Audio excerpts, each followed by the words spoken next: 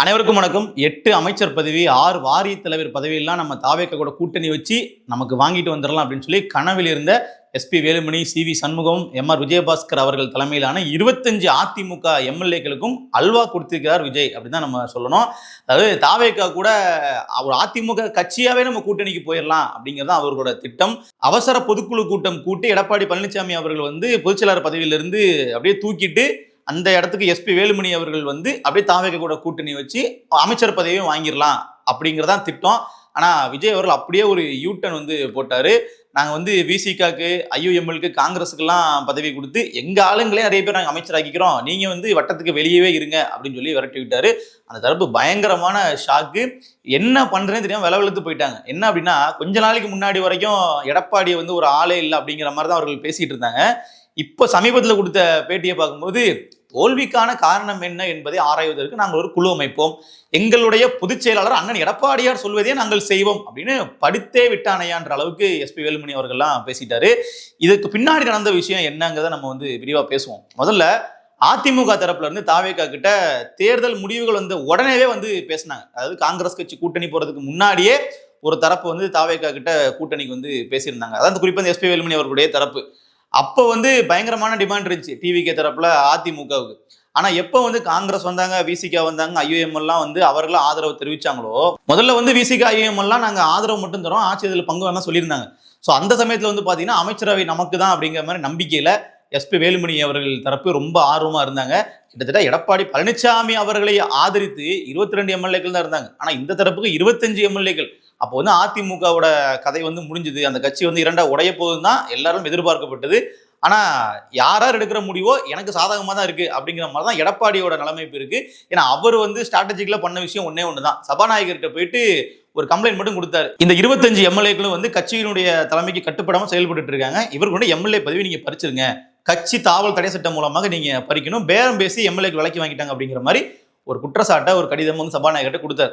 அந்த கடிதத்தின் அடிப்படையில நடவடிக்கை இவ்வளவு எடுக்காம இருந்தது காரணமே, ஒருவேளை அதிமுகவுல இருந்து ஒரு சில பேர் தாவேகாவுக்கு வரலாம் இல்லையா அப்படிங்கிற ஐடியால விஜய் அவர்கள் இருந்ததுனாலதான்.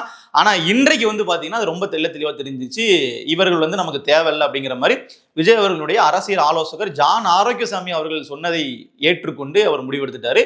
வேண்டாம், ஒருவேளை நீங்க அமைச்சராக விரும்பினால், இது இப்ப சொன்னது இல்லை, சில நாட்களுக்கு முன்னாடியே சொன்னது, இப்ப விரும்பினால் நீங்க உங்களுடைய பதவியை ராஜினாமா பண்ணுங்க, ராஜினாமா பண்ணி நீங்க திருப்பி விசில் சின்னத்துல போட்டிடுங்க. எப்படி விசில் சின்னத்துல? அதிமுக கூட கூட்டணி அப்படிங்கிற ஐடியாலாம் விட்டுட்டு நீங்களே தாவேக்குள்ள இணைஞ்சிருங்க. அப்படி இணைஞ்சிங்க அப்படின்னா நாம திருப்பி தேர்தலை சந்திச்சு உங்களை நாங்களே வெற்றி பெற வைக்கிறோம், நானே அதுக்கு உங்களுக்கு பிரச்சாரம் பண்றேன் அப்படிங்கிற மாதிரி சி.வி. சண்முகம் அவர்களினுடைய வீட்டுல சந்திச்சு அவர்கள்லாம் பார்க்கும்போதெல்லாம் ஒரு டாக் நடந்திருக்கு. ஸோ அதற்கெல்லாம் அவர்கள் ஒத்துக்கல. நாங்க அதிமுகங்கிற கட்சியும் கைப்பற்றணும், எங்களுக்கு அதிகாரம் வேணும்னு தான் நாங்க வந்தோம், நீங்க என்னன்னா எங்களுக்கு மொத்தமாவே ஆப்பு வச்சு விட்டுருவீங்க போலேன்னு சொல்லிட்டு இவர்கள் அப்படியே பேக் அடிச்சிட்டாங்க. கடைசி வரைக்கும் அந்த கூட்டணியை வச்சு அதிகாரம் கிடைக்குமா அப்படிங்கிற அடிப்படையில் தான் அவர்கள் வெயிட் பண்ணிக்கிட்டு இருந்தாங்க. இந்த இடத்துல டெல்லி பாஜக தலைமையோட சப்போர்ட்டை எஸ்பி வேலுமணி தரப்பும் கேட்டிருக்காங்க, எடப்பாடி தரப்பும் கேட்டிருக்காங்க. ரெண்டு பேருமே இந்த பிரச்சனை நீங்க தலையிட்டு எங்களுக்கு தீர்த்து வைங்க அப்படிங்கிற மாதிரி நின்றுருக்காங்க. இதுல பாஜக ஆரம்ப கட்டத்துல பாத்தீங்கன்னா இல்ல இது உங்க பிரச்சனை, நீங்களே பாத்துக்கங்க, எங்ககிட்ட வராதுன்னு சொல்லி ரெண்டு பேருக்குமே கேட்டு போட்டாங்க.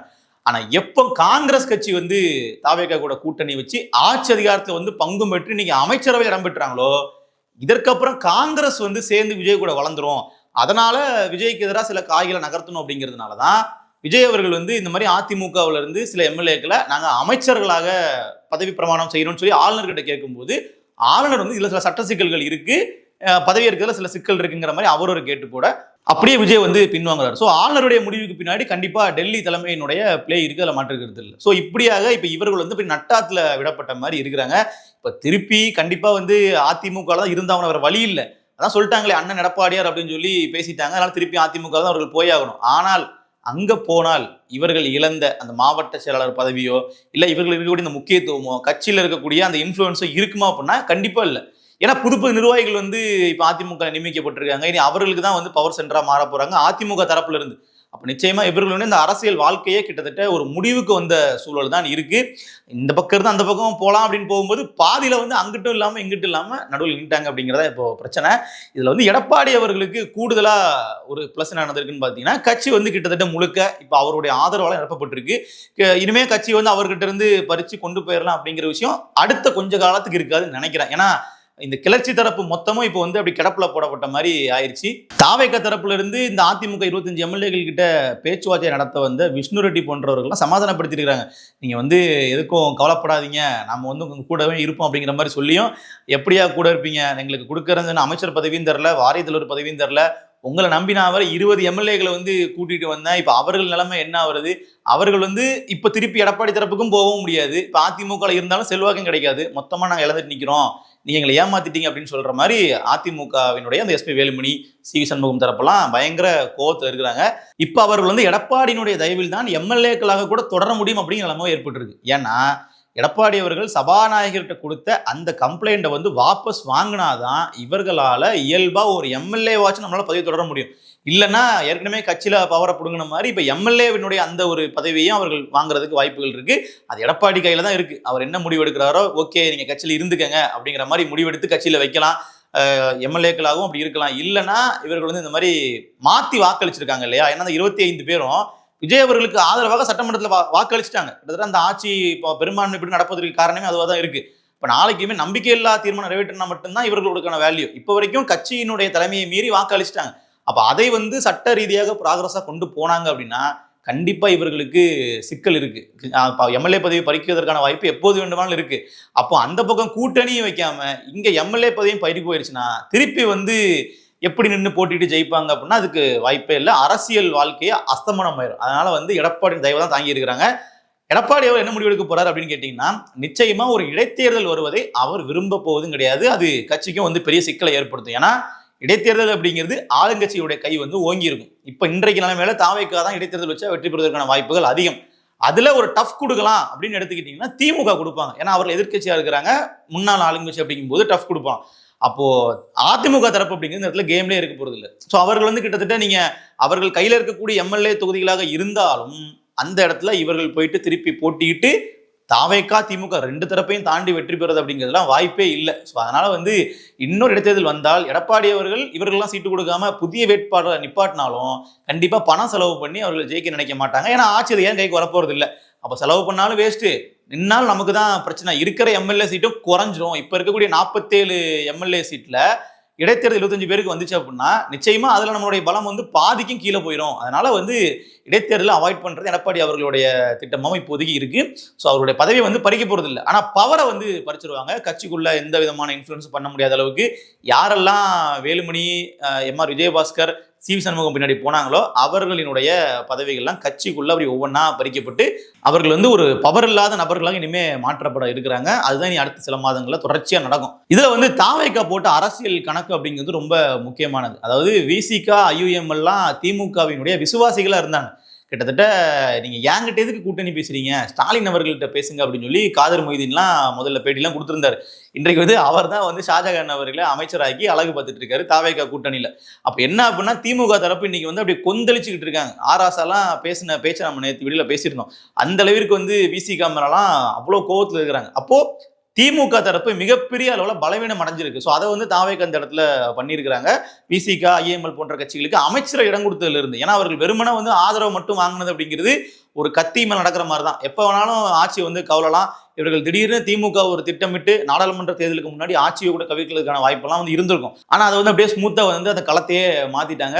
இப்ப கூட்டணி வச்சு ஆட்சி அதிகாரத்துல வந்து பங்கு கொடுத்தது மூலமா இப்ப இவர்களுக்கு வந்து கடிவாளம் போட்டிருக்கு. நிச்சயமா அடுத்த 5 ஆண்டுகள் வரைக்கும் இவர்கள் இந்த ஆட்சியை நாங்க கவிழ்க்க போறோம் அப்படிங்கிற முடிவெல்லாம் விசிகாவோ ஐஎம்ஓ எடுக்கவே போறது இல்லை. காங்கிரஸும் கூட்டணியில வந்துட்டாங்க. பிஜேபிக்கு எதிராக தாவேக்கா தங்களை பொசிஷனும் பண்ணிட்டாங்க. அப்ப இனிமேல் வந்து விசிகாவுக்கும் அரசியல் பண்றதுல சிக்கல் இருக்காது. அவருடைய கொள்கை ரீதியில் சில கேள்விகள் நமக்கு இயலும். நீங்க அன்னைக்கு விஜய் வந்து பிஜேபியினுடைய கை கூலி நீங்களே, இன்னைக்கு நீங்க கை கூடி நிக்கிறீங்களே அப்படின்னு நாமெல்லாம் கேள்வி கேட்போம். அதெல்லாம் மக்களும் கேட்பாங்க. ஆனா அவர் வந்து அரசியல் பண்றதுக்கு ஒரு பலத்த ஒரு காரணம் இருக்கும். நாங்கள் வந்து பாஜக என்ற சனாதன சக்தியை வீழ்த்துவதற்காக அணி திரண்டுள்ளோம் அப்படிங்கிற மாதிரி ஒரே போடா போட்டு போயிட்டே இருப்பாப்புல. ஸோ அதை இதுக்கப்புறம் தொடர்ச்சியா விசிகாவும் பண்ண ஆரம்பிப்பாங்க. இடதுசாரிகளும் இப்போ வரைக்கும் திமுக பக்கம் இருக்கிறாங்க. ஆனால் எப்போ இந்த பக்கம் தாவுறாங்கன்னு நமக்கு தெரியாது. ஏன்னா நாளைக்கு நாடாளுமன்ற தேர்தல் வருது. ஒட்டுமொத்தமாக ஒரே அணியில் நின்றால்தான் நாம் பாஜக என்ற தீய சக்தியை வீழ்த்த முடியும்னு சொல்லி ஒரு நரேட்டிவ் செட் பண்ணாங்கன்னா ஒட்டுமொத்த இடதுசாரிகளும் இந்த பக்கம் வர்றதுக்கான வாய்ப்புகள் தான் இருக்கு. இதுல பயங்கரமான அளவில் அடி வாங்கி இருக்கிறது திமுக தான், அதுல மாற்றுக்கிறதே இல்லை. அப்புறம் தாவேக்காவுடைய அரசியல் நிலைப்பாடு குறித்து நம்ம பேசி ஆகணும். அதாவது அதிமுக அப்படிங்கிறது ஒரு ஊழல் கட்சி அப்படிங்கிறதா விஜய் அவர்களினுடைய ஆரம்ப கால நிலைப்பாடு. ஆனா இன்றைக்கு எங்க வந்து அவர்கள் நிக்கிறாங்கன்னு பாத்தீங்கன்னா, அதிமுகல இருந்து ஒரு குறிப்பிட்ட எம்எல்ஏக்களை வந்து தங்களுக்கு ஆதரவு அளிக்க வச்சு அவர்களுக்கு அமைச்சர் பதவி கொடுக்கறதுக்கு தயாரா இருந்தாங்க. அவர்களுக்கு வேறு தரப்புல இருந்து ஆதரவு வந்ததுனாலையும், கிட்டத்தட்ட இவர்களே ஆதரவு நமக்கு போதும், அமைச்சரவையை வந்து பங்கிட்டுக் கொள்ள விருப்பம் இல்லாமல் போனதுனாலையும், கூடுதலா ஆளுநர் அதுக்கு ஒத்துழைப்பு கொடுக்கல அப்படிங்கிறதுனாலையும் தான் இப்ப விஜய் தரப்பு வந்து பாத்தீங்கன்னா அதிமுகவை தள்ளி வச்சிருக்காங்க. மத்தபடி வந்து அதிமுக ஒரு ஊழல் சக்தி, அதிமுக வந்து தீய சக்திக்கு இன்னொரு முகம் தான் அதிமுக அப்படிங்கிற மாதிரியான கருத்துக்கள் எல்லாம் அவர்கள் எடுத்துக்கல. இன்னும் சொல்ல போனா பாஜக கூட தொடர்புல இருக்கிறாங்க. பாஜகவினுடைய இன்னொரு டீம் தான் அதிமுக விஜய் விமர்சனம் பண்ணார் இல்லையா? அந்த விமர்சனங்களுக்காகலாம் விஜய் வந்து அதிமுகவை ஓரமா வைக்கலைங்கிறத நம்ம கவனிச்சுக்கணும். ஸோ எப்போது வேண்டுமானாலும் தாவேக வந்து எந்த பக்கம் வேணாலும் போகும் அப்படிங்கிறது நம்ம இந்த இடத்துல புரிஞ்சுக்கணும். ஏன்னா அவர்கள் அதிமுக கூட பேரம் பேசியிருக்கிறாங்க. அதிமுக தரப்புல வந்து பாத்தீங்கன்னா ஆதரவு கேட்டிருக்கிறாங்க. அமமுக தரப்புல இருந்து ஒரு எம்எல்ஏ இந்த பக்கம் வாங்கியிருக்கிறாங்க. இப்படி பல விஷயங்கள் இருக்கு. அப்ப தாவேகா வந்து தங்களை அரசியலில் நிலைநிறுத்திக் கொள்வதற்கு என்ன வேணாலும் பண்ணுவாங்கன்றதை நம்ம புரிஞ்சுக்க வேண்டியதா இருக்கு. ஒரு கொள்கை ரீதியில அவர்கள் எந்த முடிவும் வந்து ஸ்ட்ராங்கா இது வரைக்கும் எடுத்து நம்ம இது வரைக்கும் பார்க்கல. ஏன்னா அதிமுக தரப்புல இருந்து இந்த 25 எம்எல்ஏக்கள்ல பலருக்கும் அமைச்சர் பதவி கிடைக்குமா கிடைக்காதா, கொடுப்பாங்களா மாட்டாங்களா அப்படிங்கிறது கடைசி வரைக்கும் வந்ததுக்கு பின்னாடி தான் தெரிய வந்திருக்கு. இப்ப இன்றைக்கு வந்து 35 நபர்களுக்கும் அமைச்சர் பதவி கொடுக்கப்பட்டிருக்கு. அமைச்சரவையில் கிட்டத்தட்ட 35 பேர் ஃபில் ஆயிட்டாங்க. இதுக்கப்புறம் வாய்ப்பு இல்லை. ஸோ இந்த சமயம் வரைக்கும் அதிமுக தரப்பு நம்பிக்கிட்டே இருந்தாங்க. அப்போ தாவேகா தரப்புல இருந்து பேச்சுவார்த்தை நடந்துட்டு இருக்கு அப்படின்னு நம்ம தெரிஞ்சுக்கணும். ஸோ நம்ம தாவேகா வந்து உறுதியா நிற்பாங்க. கண்டிப்பா வந்து அதிமுக சேர்த்துக்க மாட்டாங்க. பாஜகவினுடைய நட்பு சக்திகளை வந்து உள்ள எடுத்துக்க மாட்டாங்க அப்படிங்கிற மாதிரியான விஷயங்கள்லாம் கிடையாது. இவர்களுக்கு அந்த மாதிரி பிளானிங்லாம் இல்லை. ஸோ கிட்டத்தட்ட ஆட்சியை வந்து நம்ம ஸ்டேபிள் ஆக்கணுமா, ஆக்கிட்டோம். அதுக்கு நம்ம யாரை வேணாலும் உள்ள எடுத்துக்கலாம், யாரை வேணாலும் வெளியே அனுப்பிக்கலாம் அப்படிங்கிற மைண்ட் செட்டில் தான் தாவேகா இருக்கிறாங்க. ஸோ இதையும் வந்து மக்கள் வந்து புரிஞ்சுக்கணும். ஸோ பொறுத்திருந்து அடுத்து என்ன நடக்குது அப்படிங்கிறத பார்ப்போம். நன்றி.